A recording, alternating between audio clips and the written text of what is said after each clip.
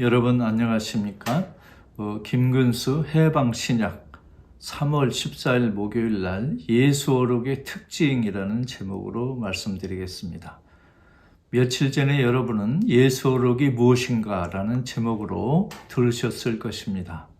예수어록, 다시 조금 요약하면 예수가 직접 쓴 책이라는 뜻은 아니고 예수가 진짜 한 말만 따로 모아놓은 책은 아니고 마가복음에 나오지 않지만 누가복음과 마태복음에 공통으로 나오는 예수의 말씀에 관해서 한 부분을 학자들이 예수어록이라는 제목을 붙였다 하는 그런 책입니다. 그러니까 우리가 서점에 가서 예수어록 책 주세요 하면 파는 분이 당황할 수 있지만 성서학계에서는 그 책이 있다고 가정하고 그 내용을 따로 책으로 편찬하기도 하고 있습니다. 자, 오늘은 그 예수어록에 들어와 있는 내용이 대체 무엇인가를 주로 말씀드리겠습니다. 예수를 세례자 요한의 배경에서 소개하는 게 맨 먼저입니다. 그러니까 예수어록 책에는 예수의 탄생 이야기, 족보 이야기, 어린 시절 이야기는 없습니다. 그러니까 예수와 세례자 요한의 만남 이야기부터 시작됩니다. 즉 예수는 세례자 요한의 예언을 성취한 분이다. 이런 시각으로 썼습니다. 그리고 이 예수어록의 특징은 이스라엘 중심의 구원을 말하고 있습니다. 즉 유다인 아닌 모든 민족에 대한 예수의 복음을 전파한다라는 것보다는 이스라엘 역사 안에서 이스라엘 민족을 위한 예수의 역할을 주로 강조하고 있습니다.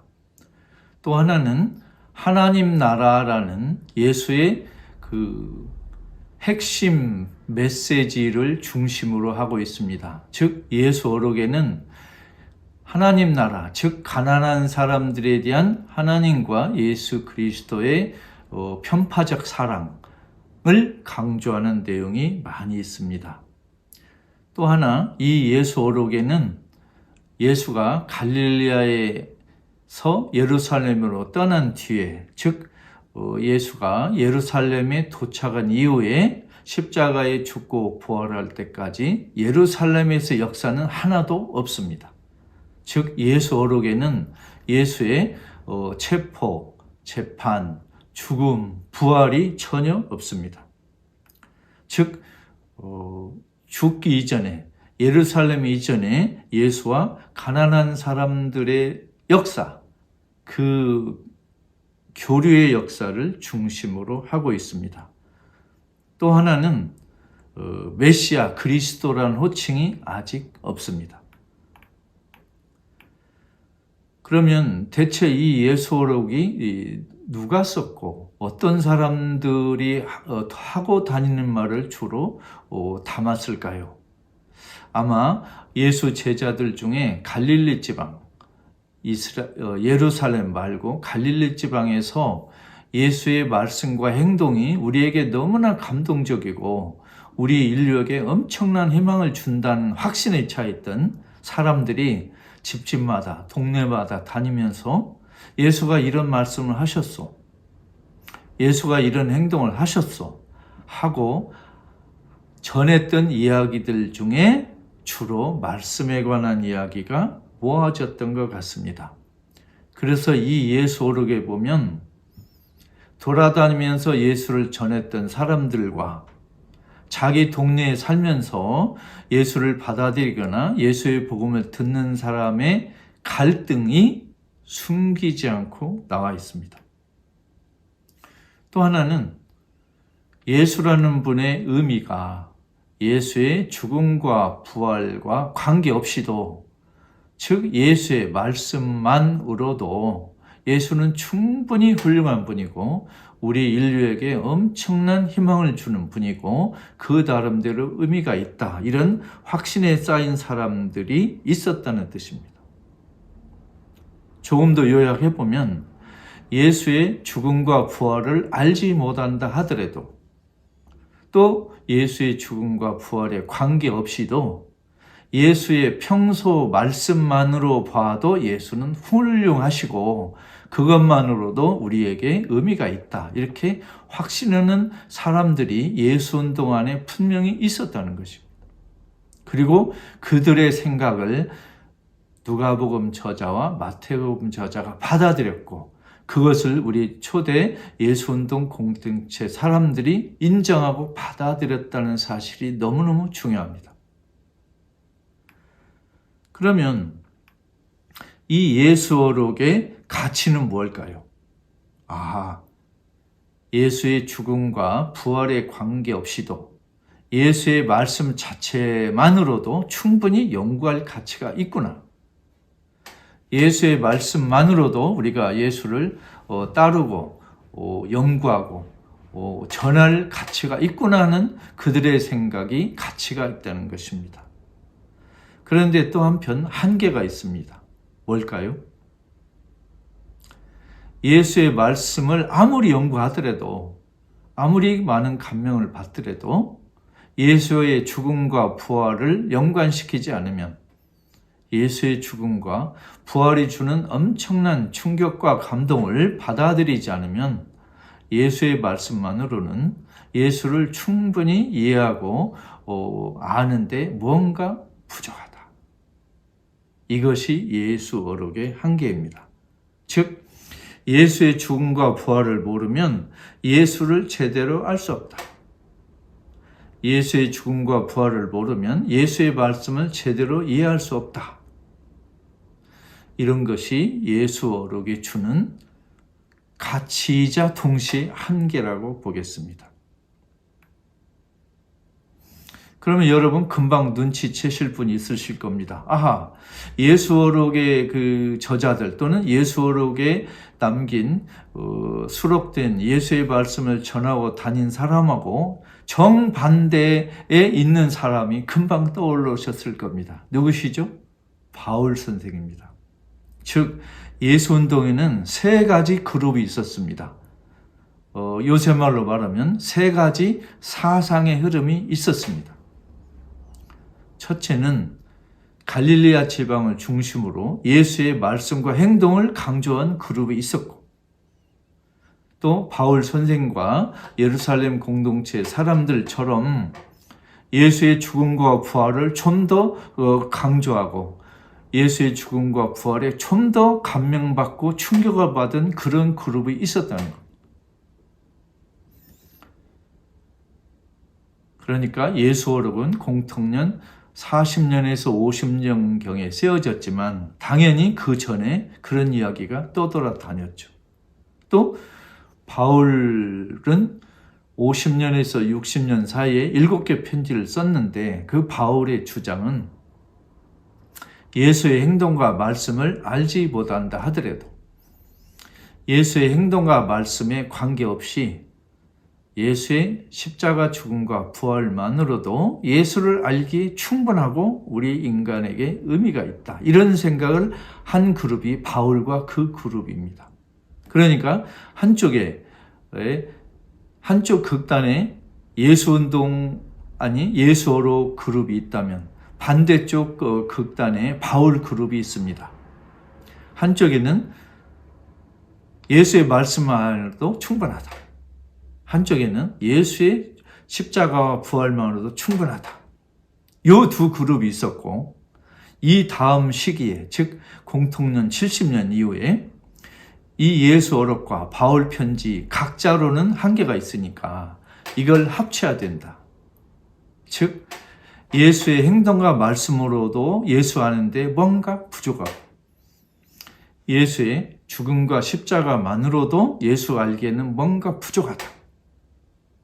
한편으로는 예수의 행동과 말씀도 알아야 되고 또 한편으로는 예수의 죽음과 부활을 알아야 된다.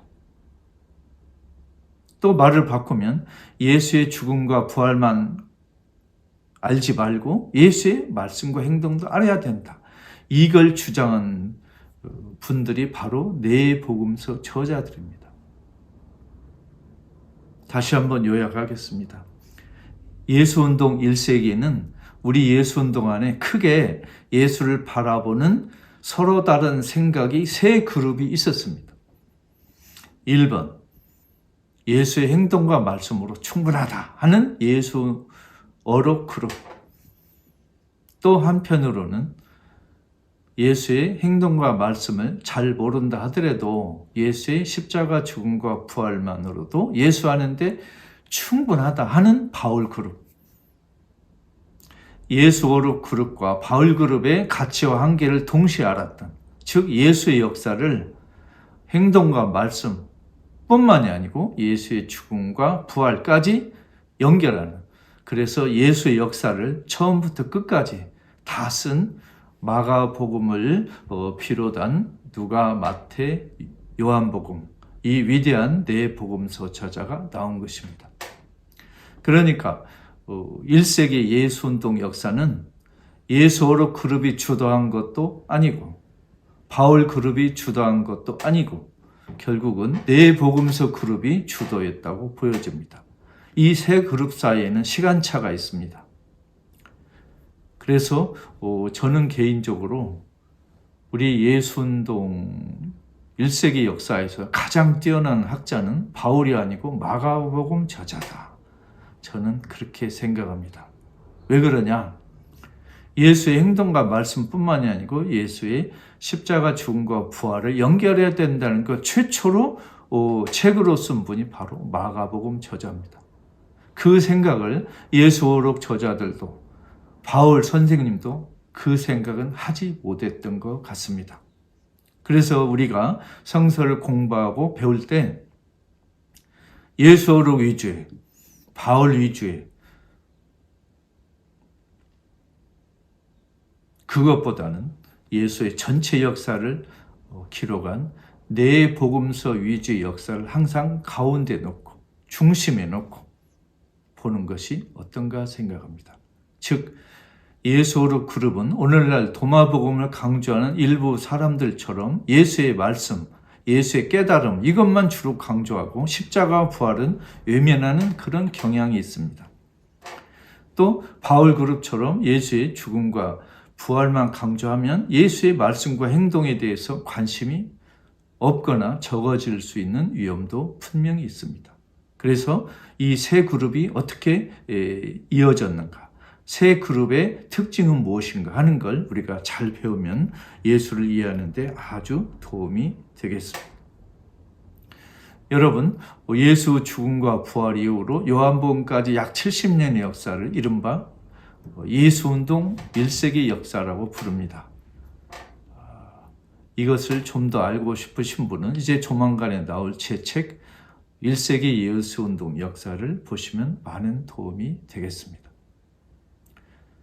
최근에 이 애청자 여러분 중에 어떤 분들이 이 유튜브가 계속 지속됐으면 좋겠다.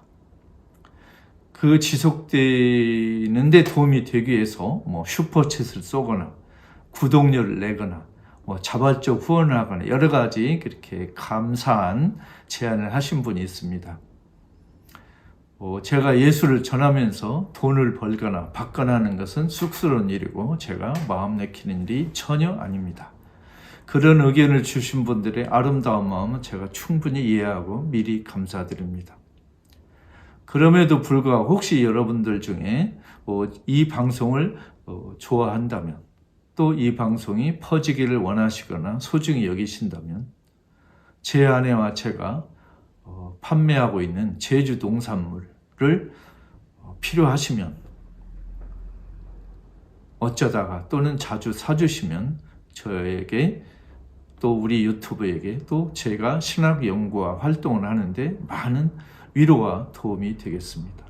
그 내용은 제가 페이스북에 김근수 이름으로 또는 조금 지나면 우리 유튜브 김근수 해방신약 그 유튜브의 커뮤니티에 제가 조금 잠시 올리겠습니다.